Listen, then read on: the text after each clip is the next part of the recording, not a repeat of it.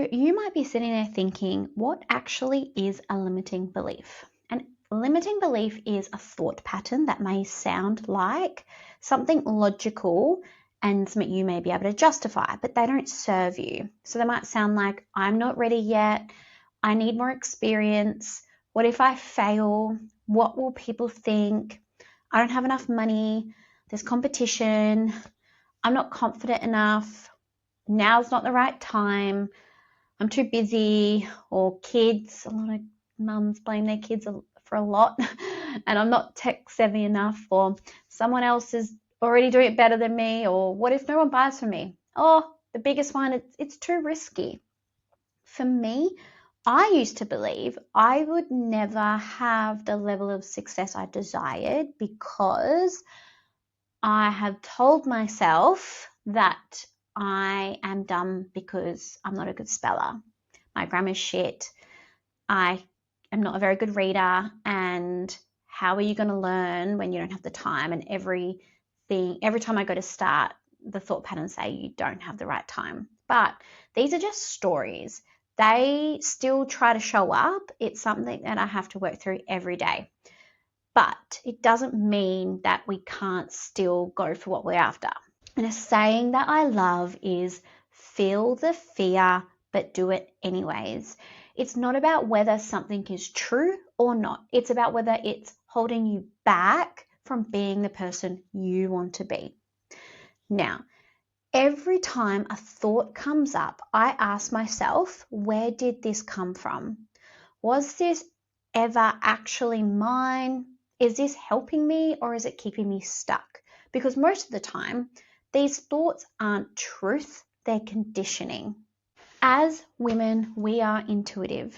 We feel things deeply. We know when we're meant for more. So when we have a vision for your life, but your thoughts are telling you something completely different, it creates this internal conflict. When you look at someone doing amazing and you think, I would love to do that one day, and then follow on with a thought like, I could never. It isn't true. You could. You're just choosing to live by those limiting beliefs because it's safe. I started running this course out in 2021. I was pregnant with my first daughter. I had the vision of creating a course designed to help inspire women to grow their own business. At the time, I had a hair salon and a team, and I absolutely loved it. And I knew I wanted more from the passion I had for business. But the same stories played out in my mind. Who do you think you are? Who would buy from you? You're not qualified. You can't do this. And those voices kept me not moving forward for 5 years. But I obviously still had a lot of work to do around building my confidence up to be here with you today, because I don't know about you, but I don't want to spend another 5 years to go by with a vision and a goal that's in my mind that I don't have the confidence to work towards. And the truth is, no one is going to do this for you. No one is going to push you. You need to be willing to grow, lead, and push yourself at times your mind says no. Okay, so one of my new favorite topics to talk about is your conscious and your unconscious mind.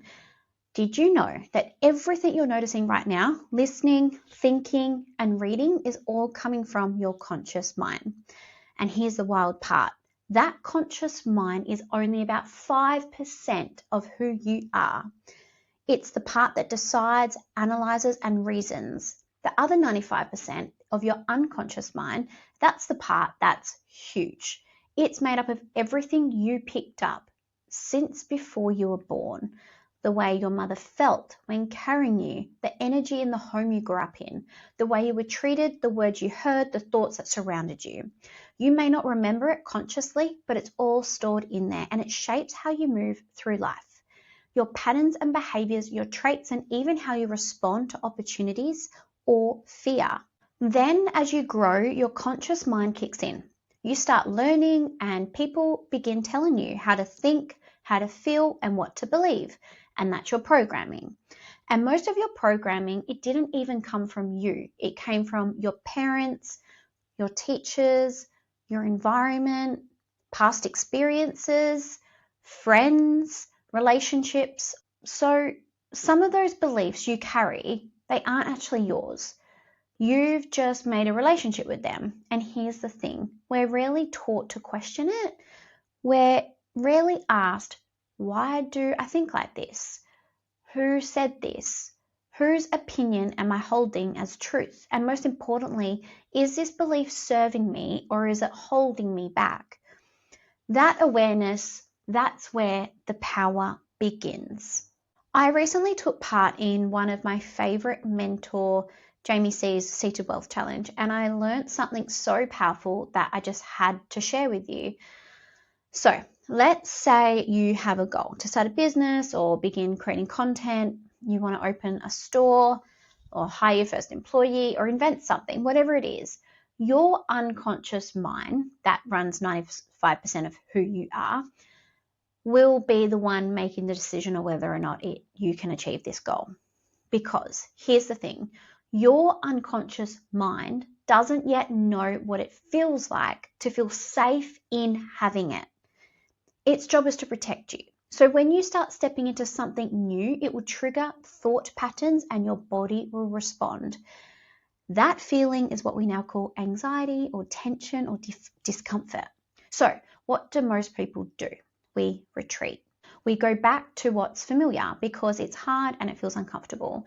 What Jamie taught me is this. It's not enough to visualize the goal. You also have to practice feeling it. You need to train your body to know what it feels like to already have the goal you want. So we're going to switch off that feeling of discomfort and turn on this feeling of gratitude and abundance and happy. So the best time to do this is just before you go to sleep or the first thing when you wake up. Why these times? When you first wake up, your conscious mind is quiet and your unconscious mind is like a sponge. The programming, the beliefs, and the stories in that 95% part of you are listening closely. What you focus on in these moments sinks deeply, almost automatically, just before you go to sleep. Your conscious mind slows down and your unconscious mind becomes active again. What you focus on before drifting off, what your mind starts processing while you sleep. It's like planting a seed for your subconscious to grow overnight. Here's how it works in practice. As you're visualizing, wait for your body to respond with a feeling. So imagine you just got a call saying you got the promotion you wanted, or you just won the lottery. Your heart lifts, you smile, you get excited about who you're going to tell first. Your voice changes, your energy spikes, you're lying there and you're feeling it and you're imagining it and waiting for your body to respond, and your body starts feeling so excited. That's the feeling you want your body to get familiar with, to start feeling like it's already happened.